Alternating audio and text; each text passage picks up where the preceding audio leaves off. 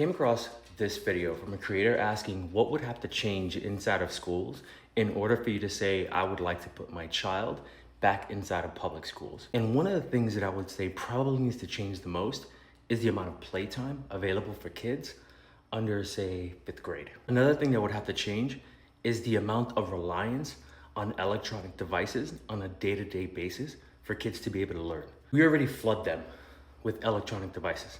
In fact, most of you are watching this right now and your kid's probably staring at you right now, unfortunately. Perhaps one of the easiest ways to save public schools is there's a really cool kids museum out of all places that we've been in Rochester, New York. I know, you're gonna be like, what? What are you talking about? This is a huge location with different areas that kids can interact with. It's a children's museum, there's slides, there's like a little supermarket that they can go play in. If you could integrate that concept into a public school environment and allow parents to be a part of that environment as well, I think that's the way you save public schools. Far too often I come onto this app and I see public school teachers saying there's a massive failure going on right now with our children at home, and people are trying to blame the teacher.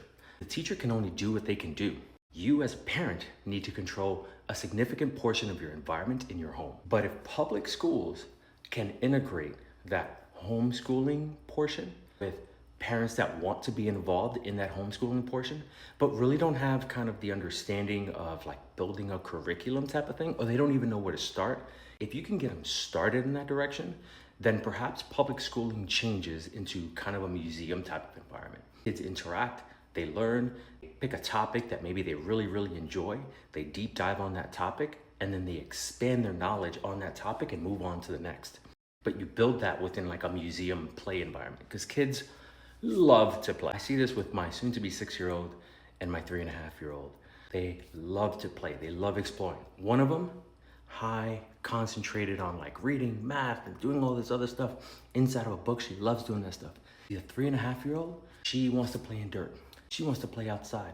She wants to run, climb, jump, everything. And that environment, if we were to put her into public school, would crush her completely. Same thing would happen with my other one that loves going into books. She would be distracted by all the kids that aren't in books.